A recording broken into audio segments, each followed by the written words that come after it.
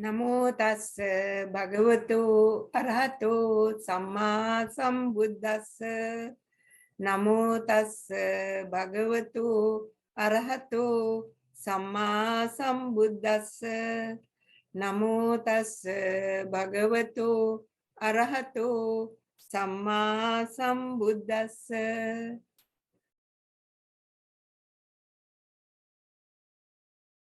Can you hear me? Yes, we can hear you. Okay. I can hear you. Thank you. Friends, today, Saturday the 17th September 2022, we hope to discuss the first link of the paticca samuppada or dependent origination. Avidya paccaya sankhara means dependent on ignorance, volitional formations arise. That means avidya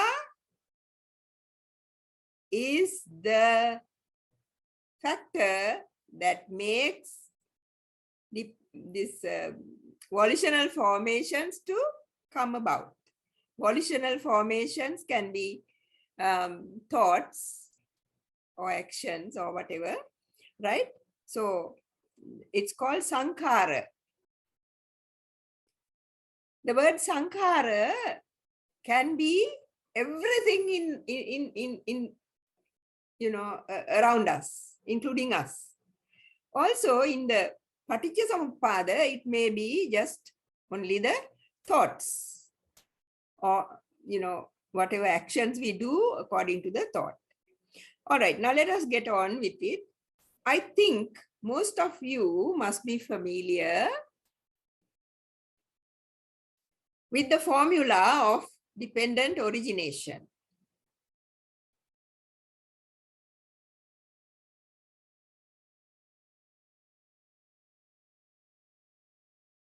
Anyway, let us go through the first part of it. Now there are two parts to it. The first part is how this, you know, our existence, our life comes to be. That is the first part. Then the second part is how there could be cessation. So we'll leave out the cessation part and take only that first part. Now I will go through it, and if you like, you also can join me, for those of you who know it. Avidya paccaya sankhara, sankhara paccaya viññānaṁ, viññāna paccaya nama rupam, nama rupa paccaya salayatanaṁ, salayatana paccaya passo, passa paccaya vedana, vedana paccaya tanha, tanha paccaya upadānaṁ, upadāna paccaya bhavo, bhava paccaya jati, jati paccaya jara maranaṁ, soka parideva dukkha domanassa upayasa sambhavanti. Evame tassa kevalassa dukkha kandassa samudayo hoti. The last line means, according to all this that we have said just now, I'm not going into detail, the whole of suffering comes up in our lives. Okay, now, when Venerable Ananda, now you know Venerable Ananda is the, or was the attendant bhikkhu of the Buddha later on. He was his cousin also. When Venerable Ananda said to the Buddha that though dependent origination is profound, yet it appears to me, that means to Venerable Ananda, as clear as clear. Then the Buddha answered, do not say so, Ananda. This dependent origination is profound and appears profound. Not only is it profound, it looks also profound. It is through not understanding, not penetrating this doctrine that this generation has become like a tangled ball of string. That is, it has got so confused, this generation. That was during the Buddha's time. So you can imagine how much tangled it is today. So it's clear that to understand this doctrine, we have to put, now, today, we have to put forth much effort and time and energy, but it's worth all that trouble. So let us begin by taking a general overview of looking at dependent origination as a whole. Dependent origination is one of the cardinal teachings of the Buddha. And because of its great importance within the Dhamma, the Buddha says, one who sees dependent origination sees the Dhamma, and one who sees the Dhamma sees dependent origination. From dependent origination, we learn how the cycle of rebirth continues to prolong our existence in samsara, and what we should do to win freedom from samsara. You know, samsara means this living, going on in this world, again and again. When we understand the cause, it is called the hetu. Hetu means the cause. And the result, that is vipaka, we'll be able to see the causal pattern. Causal means due to a cause, there is a result, right? Hetu and vipaka. Hetu, vipaka. Cause, result. So the causal pattern can be, you can see, of the dependent origination when we understand these two things, cause and result. It's called dependent origination because all the states of existence, that is life, right, are dependent on other states. Now, if you look at your own life carefully, you will see how one thing depends on another, right? And its function is to continue suffering. All this cause and effect in the end causes only suffering. Maybe we have a little bit of pleasure too. It's though not found in the suttas, according to the commentaries and the Abhidhamma, dependent origination is divided into 3 sections. That is the past. The past is containing ignorance and volitional or karma formations. Volitional formations are the ones that make karma for us, right? Volitional means thought. Then the present containing mind and matter. Mind and matter means body and mind. Consciousness, the 6 bases, that is 6 bases means the senses, right? 6 bases. Contact, that is with the senses, you contact things. Feeling, and with contact, you always get a feeling. craving, and then after that you crave for certain things to get or to give up, push away, clinging and becoming, bhava. Now those come into the present, right? Our present is this. All these are included in the present. Then the future is containing rebirth, old age and death. Old age and death happens here, but its result comes in the future. The goal of Buddha's teaching is deliverance from the cycle of rebirth and suffering. That is the goal of the Buddha's teaching. So, paticca samuppada or dependent origination shows the second and third noble truths. You know, there are 4 noble truths, and of those, the second one and the third one, right? Second and third are shown in this paticca samuppada. What are those 2? The origin of suffering or craving and the cessation of suffering. Those 2 are the ones that you can see in the dependent origination.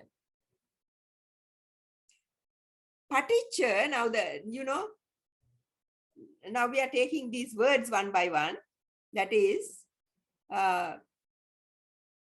paticca samuppada.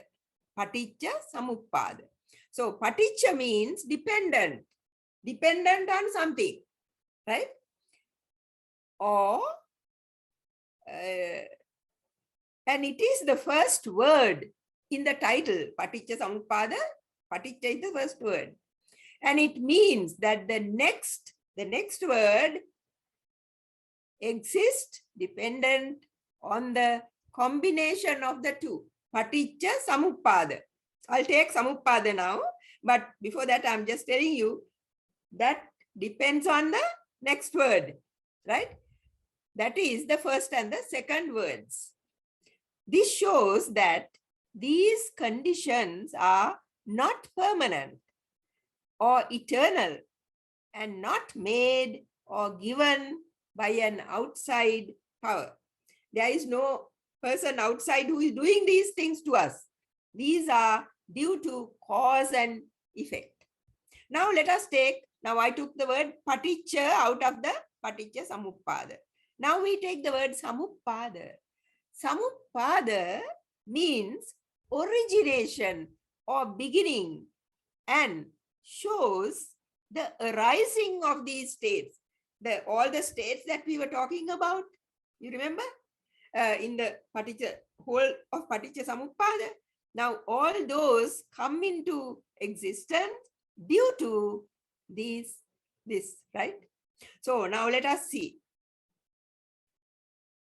For they come into being when their conditions come together. When all the conditions come together, they come into being.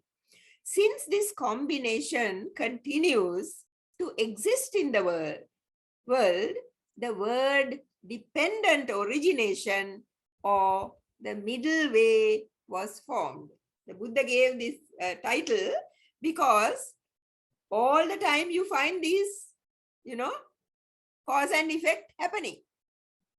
The first link in the dependent origination or paticca samuppada is avijja paccaya sankhara.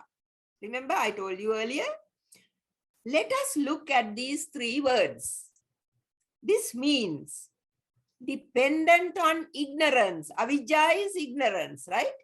So dependent on ignorance, volitional or kamma formations arise. Then ignorance is not the first cause of existence, right? Ignorance is not the first cause. Though it is in this order, avijja paccaya sankhara, that is how it starts. But avijja is not the first cause of all our trouble. Then what is the cause? Now let us see.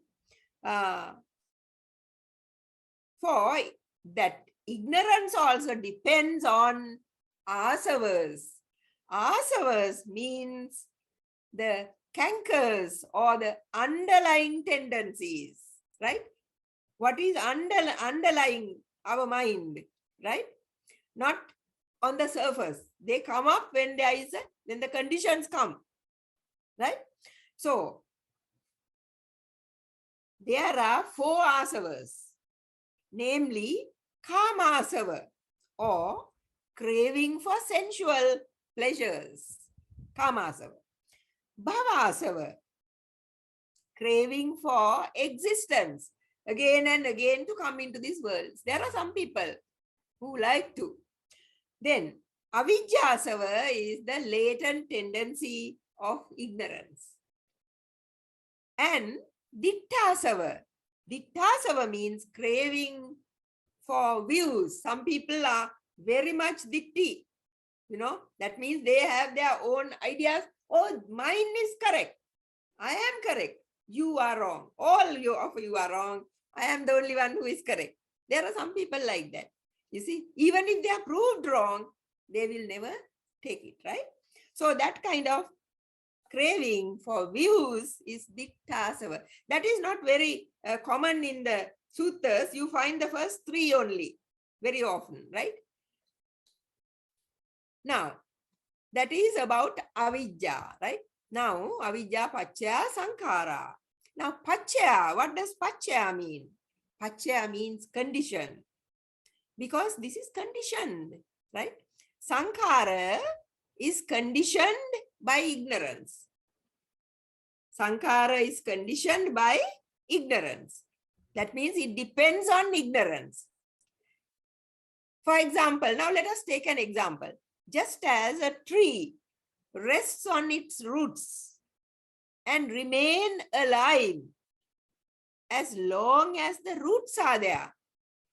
Similarly, all mental states, all our mind states, mental states, whether wholesome or unwholesome, rest on their roots. What are the roots? Of greed, lobha, hate or ill will, dosa, and delusion or ignorance, moha. These are the 3 that induce or condition the next thing, sankhara, right? And also there are other roots of alobha. Alobha means the opposite. That is, alobha means greedlessness. There is no greed. Then adosa, that is hatelessness, right? No ill will. Then amoha, that is undeludedness or no ignorance, right? So there are both wholesome and unwholesome. Sankhara indicates karma, both wholesome and unwholesome volitional activity by body, speech, and mind. Not only the mind, but with the other 2 also. Avijja can be ignorance of the 4 noble truths and dependent origination. There are some people who don't know any of these things. So that is avijja. Then also vipallasa. Vipallasa means delusion about fleeting things. Now, most of these things, not most, everything in around us are impermanent, transient, not lasting. But there are some people who think they are going to last forever, right? So now that is vipallasa, or delusion about fleeting things as permanent, miserable things as enjoyable. Then egoless things as self or soul or ego, right? There is nothing in this other than the 5 aggregates, but there are certain people who think there is a soul inside. Also, not understanding that our total existence is merely an ever-changing process of mental and physical phenomena, that they do not form any permanent entity or person or soul. Now, you know, this whole thing is a process. So that some people don't understand, right? Ignorance has the character of not knowing or unknowing about suffering. Some people don't understand that when we say suffering, they say, I have no suffering. I am quite well off. Only till some illness or something comes to them. Anyway, its function is to confuse. The function of ignorance is to confuse. Also, it is concealed, it is hidden. We don't see it till it comes. For the one who is deluded is unaware of it. You know, the one who is ignorant or who has delusion does not know that that person has it. But it's other people may say it, see it, but the person who has it may not know it. He or she thinks that he or she is aware of the situation or happening without really knowing. Now, let us say you see an accident. You don't know anything about it, but you think you know already everything, right? So that is delusion. The reason for this ignorance is the presence of asavas or taints or cankers. Now, what is the meaning of that? That means, now when we see something and when we put in our thoughts and ideas into it, the thoughts and ideas are what we have had in our mind for a long time. And they come out when the conditions come there, right? So,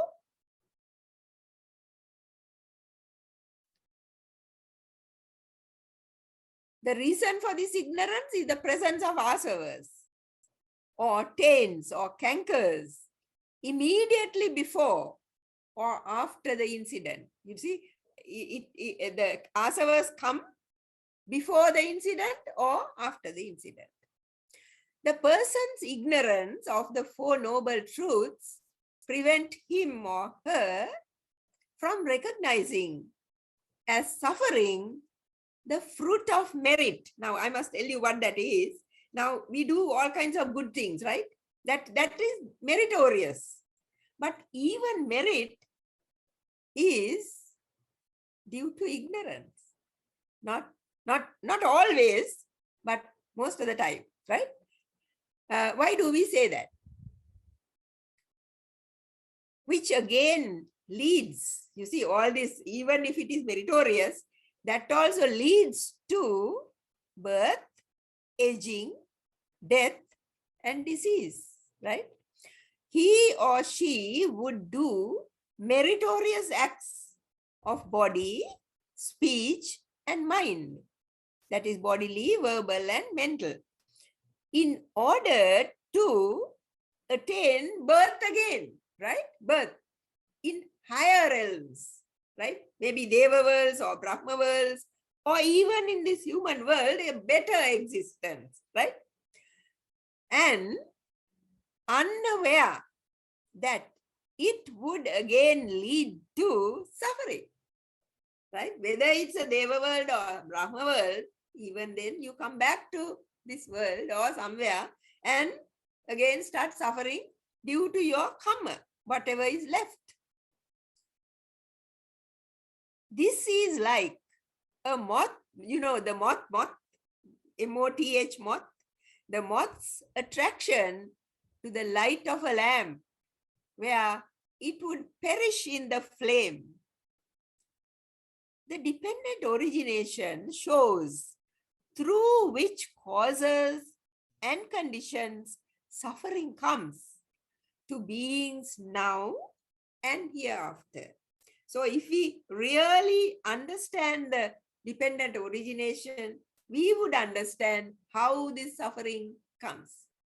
not knowing the root cause of all suffering and sorrow, all sorts of activities are done for the sake of oneself, one's family, etc.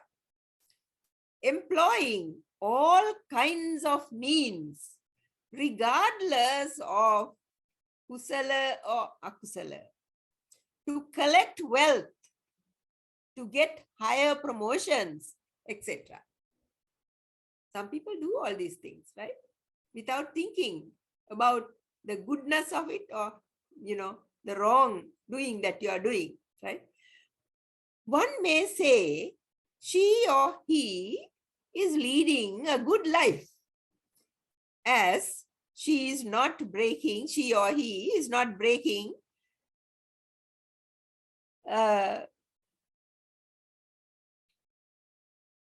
any, faults or any precepts or anything like that, right? And carrying on a legitimate trade.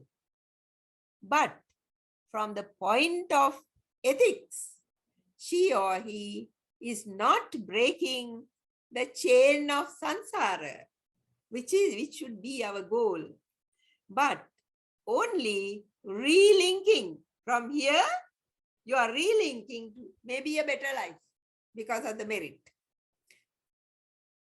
She or he may not have committed an offense, but having connected to the cycle of rebirth has only gained further suffering. Now that is what ignorance does not show to that person, does not know. The person doesn't know that he or she is going into another cycle of suffering. Again, one may do generous activities, give dana for getting rebirth in a deva or brahma realm. Though this may be meritorious, kusala, all such activity are done with avidya or ignorance. Now that is the hitch. You see, everything, all these things, that the good things are also done with ignorance. We are constantly engaged in sankhara or karma formations, which are wholesome or unwholesome, desires or wishes, done with our body, speech, or mind. If we want to escape from rebirth, we should think beyond the 5 precepts.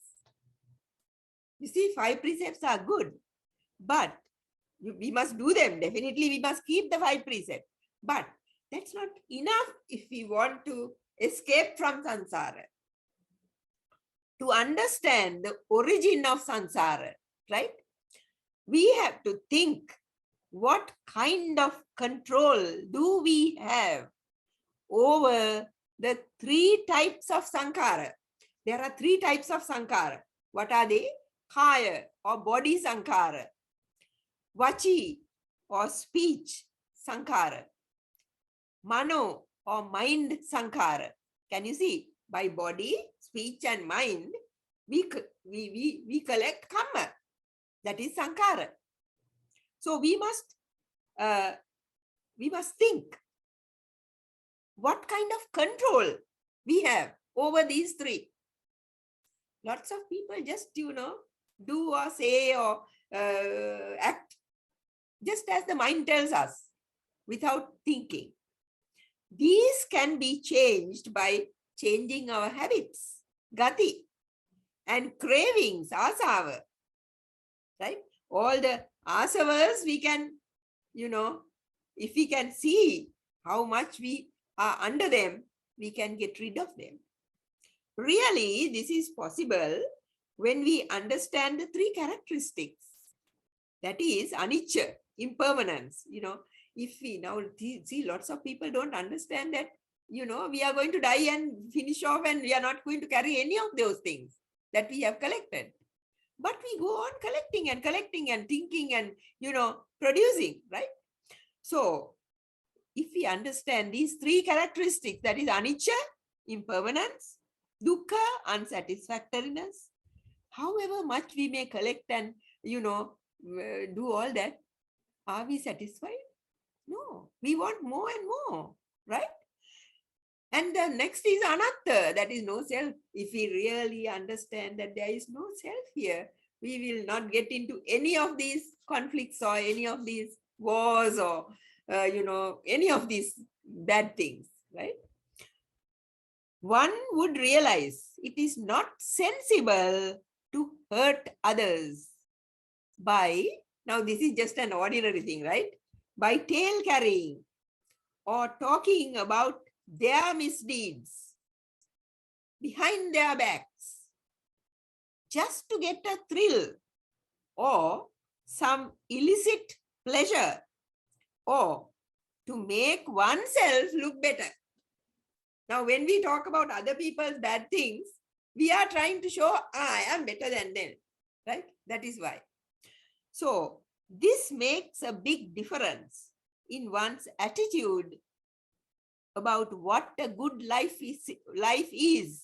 You see, if you can see all this and, let go of those bad things, we will see that our life is a good life. Though people think that sense pleasures give happiness, they do not provide a good, peaceful life. You can be very, very rich, but are all rich people happy? A wasteful life can later become a burdened life, because now some people have a lot of money and a lot of things and, comfort and everything, and, they use them to the best. And when this happens, what? Our body's ability to afford pleasure through the senses stops with age. Now, when we start aging and we go to the end of that, we can't, you make use of any of those things. Then, you see, it becomes a burden. If we realize this, our mind would keep calm and tranquil despite all changes. You see, you can't escape the change, can we? One's body is not a peaceful condition, whether in sitting, walking, sleeping, or standing. For the sankharas that condition it change so swiftly. And when we identify with it, we think it is me, I, mine, right? And cling to it, we are hindered so that many limitations come to us. When, we get pains and things like that, then you see, we can see how much limited these sankharas are. We start liking or disliking each other and things like that, right? These sankharas are only found in the present. We cannot take them when we die. They are unreliable, impermanent, and inconstant, changing all the time. What we don't realize is when we crave, we are only craving for what? For the four elements, right? Our past delusion and deeds, that is avidya and sankhara, have placed us where we are now and not in any other part of the world. So we should make the most of this opportunity to learn and practice the Buddha's teachings. It is this teaching that will show us how to escape from our ignorance and free ourselves from our craving and clinging, so that we could find actual release and happiness in this life itself. Now, in the Thana Sutta, that is in the Anguttara Nikaya, or the numerical discourses of the Buddha, it's called World One by Bhikkhu Bodhi. 8 worldly conditions are given. Now, I'm going to say that in verse. Labho, alabho, ayaso, yasocha, ninda, pasansacha, sukhancha, dukkhang, ete, anicca, manujesu dhamma, asassata, viparinama dhamma. It means gain and loss, disrepute and fame, blame and praise, pleasure and pain. These are the 8 dhammas of the world. These conditions that people meet every day in the world are impermanent, transient, and subject to change. Buddha says that these 8 worldly dhammas revolve around the world, and the world revolves around these 8 dhammas. If you look well at your own world, own life, you will see this. Through ignorance, human beings think that the pleasant conditions bring happiness and welcome them, while avoiding the painful and unpleasant conditions. Actually, the unpleasant things teach us something, unlike the pleasant, right? They are our teachers. If we try to avoid all discomfort in life, we'll end up in total disappointment.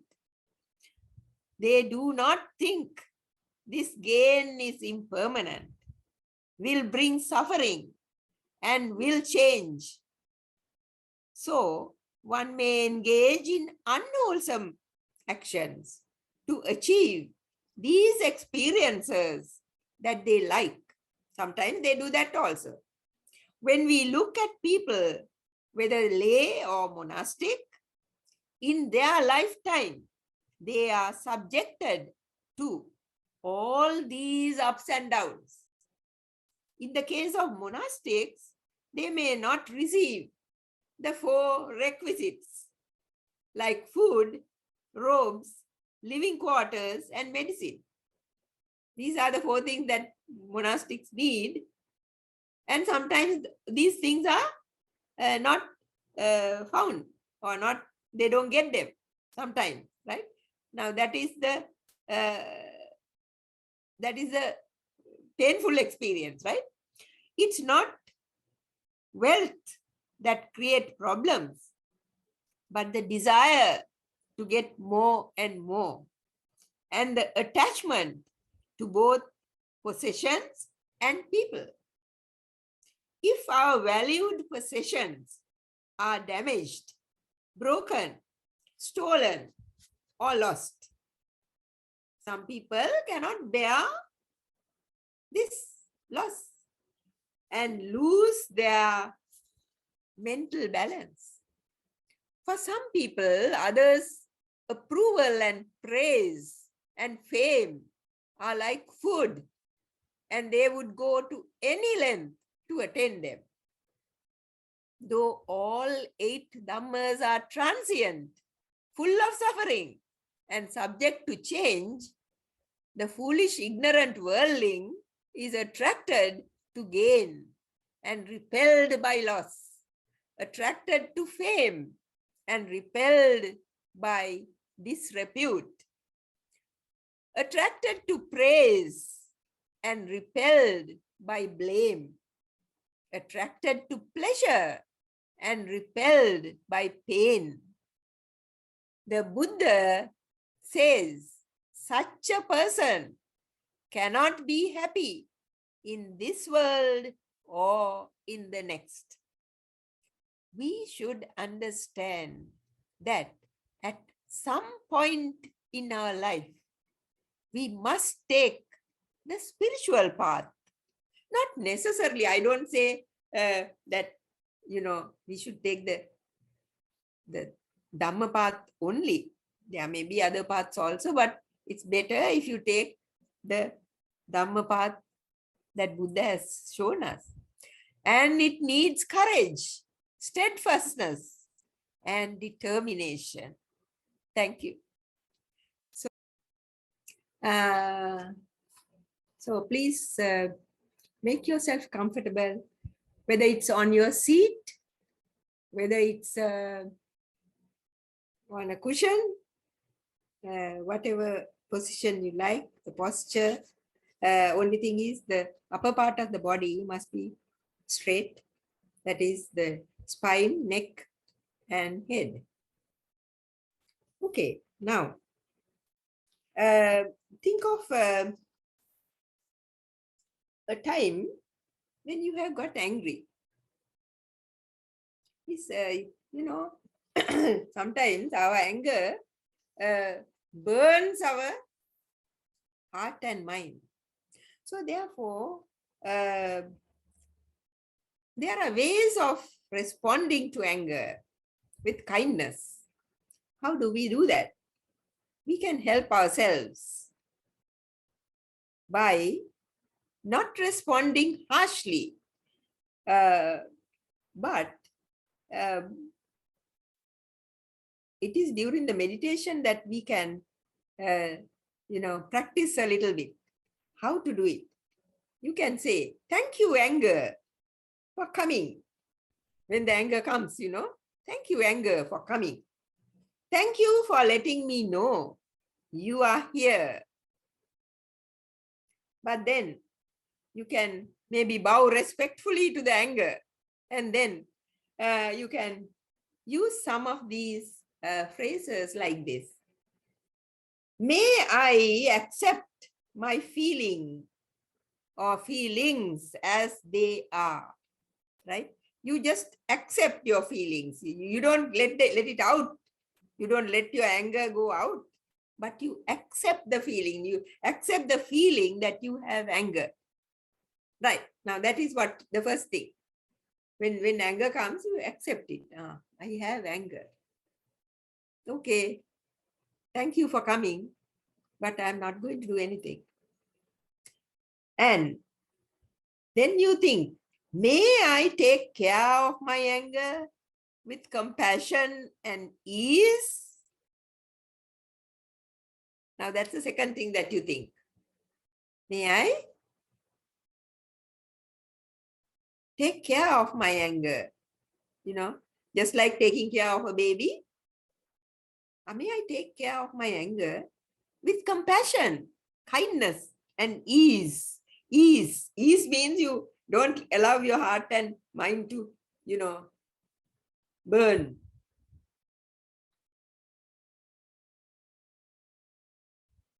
May this situation teach me about the true nature of life.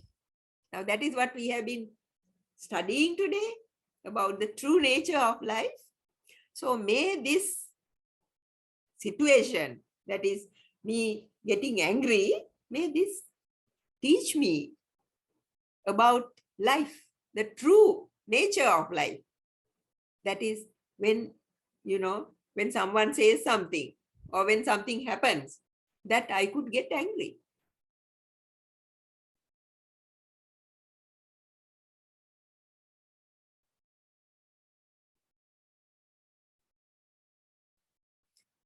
May I be able to respond to it wisely.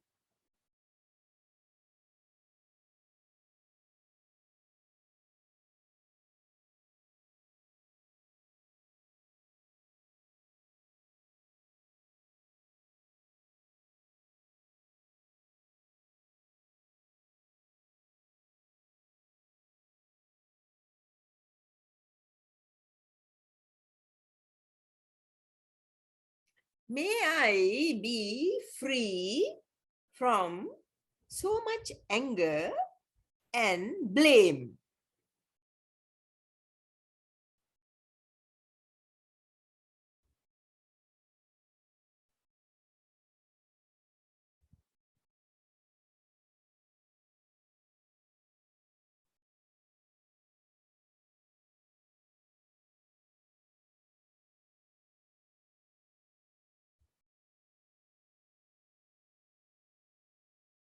May I not judge myself or others harshly.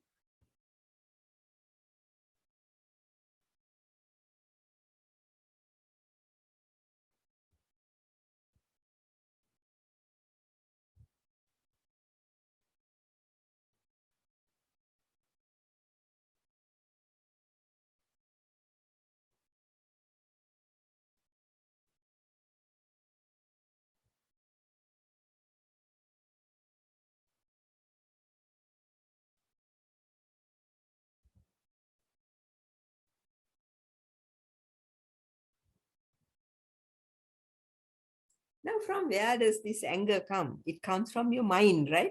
So you tell your mind, you have given me anger. I don't want to accept it. So this anger still belongs to you, like the Buddha told that man, right? So you also now think when you get angry, oh, the mind has given me this anger. I won't accept it. So you can keep it.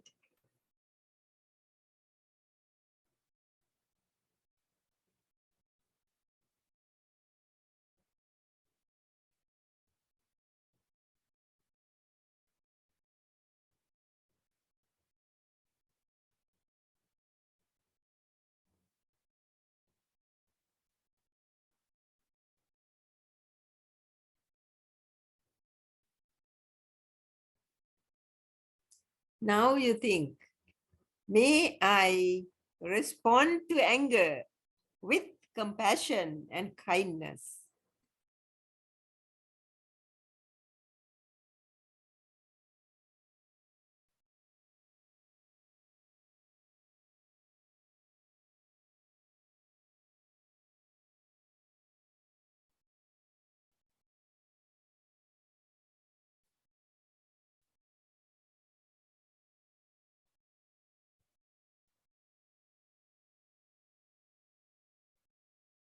So, in the same way, you could add many other uh, ideas of your own when you do meditate. See, if you are a person who gets angry often, you can always do some meditation on anger.